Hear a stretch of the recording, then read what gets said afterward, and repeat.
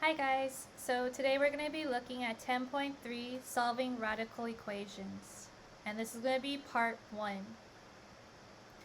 So the rule for squaring each side of an equation, let's say for example, rather than what we're used to doing, which is solving for, let's say we have y to the power 2 plus 5 equaling to, let's say this is 15 or 105.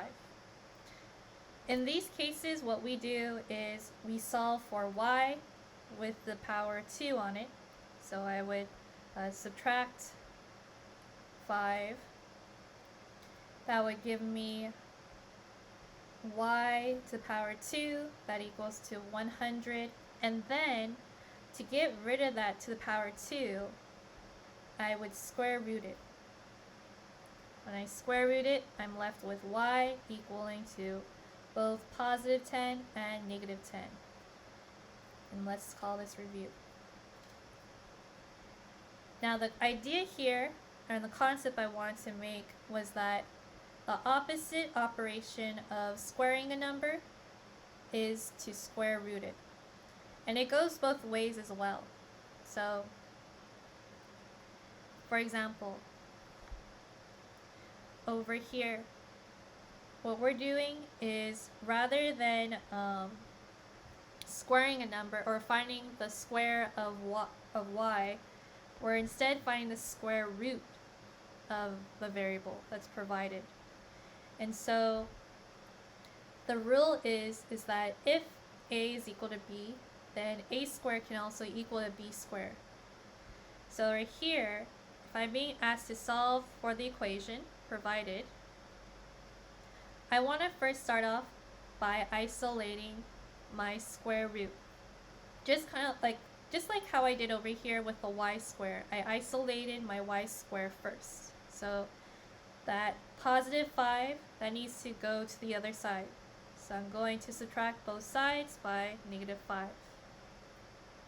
When I do that, I'm left with square root of x equaling to positive 8. From here, I'm going to complete the opposite operation, which is to square on both sides. If I square on both sides, I'm left with x because that square root disappears. And now I'm left with 8 to the power 2, and x equals to 64. So that would be my final answer. Alright, so let's try it out on the Nearpod. So on the Nearpod, let me change this question. We have here 4 minus the square root of x equaling to 5. So try solving for x.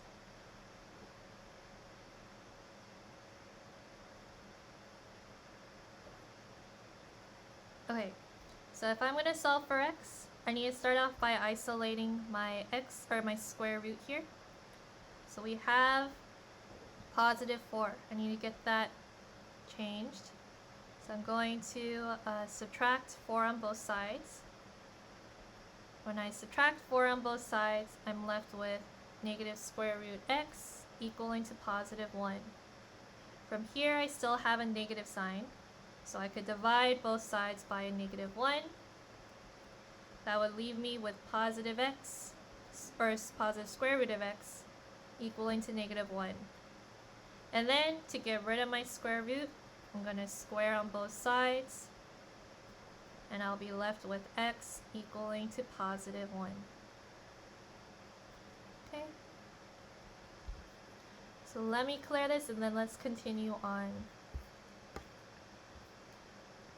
Right here we're being asked to solve the radical equation, and in this case we have more terms provided to us and more things on the radical side. So again, I want to start off by isolating the radical completely. And to do that, I'm going to start off by subtracting by 3 on both sides. When I subtract by 3 on both sides, I'm left with 4 square root of x plus 2 equaling to 16. From there, I see that 4 is multiplying with the square root of x plus 2. So I'm going to complete the opposite operation, which is to divide by 4 on both sides. When I do that, I'm left with square root of x plus 2 equaling to positive 4. Then to get rid of this square root, I'm going to square both the square root of x plus 2 and the 4. And I'm left with x plus 2 equaling to 4 to the power 2, which is just x plus 2 equaling to 16.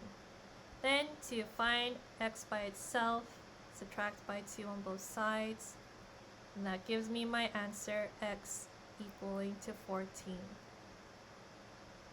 Cool. One more type of problem that we may see looks like this one here.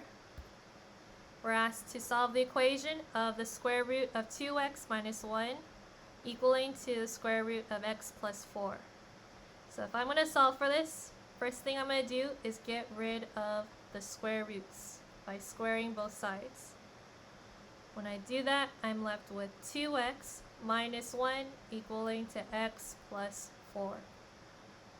From there, all I'm doing is just solving for x. So I'm going to subtract x on both sides. That gives me x minus 1 equaling to positive 4. Then I'm going to add 1 to both sides of the equation, and that gives me x equaling to positive 5 as my final answer. Okay.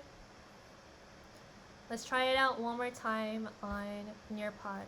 So on the Nearpod, we're being asked the following question, which is the square root of 7 minus x equaling to the square root of 2x plus 3. I'll give you a few minutes to try this out on your own first.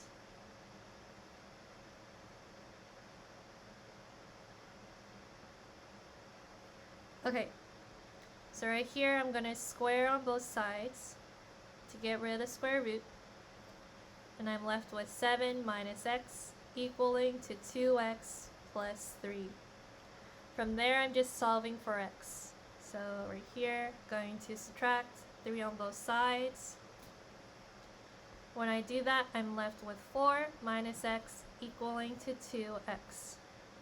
Then I can add x on both sides. That would leave me with 4 equaling to 3x.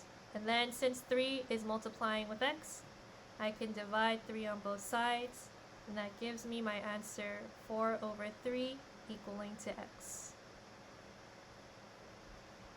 Cool. Alright, so hopefully this helped. Good luck.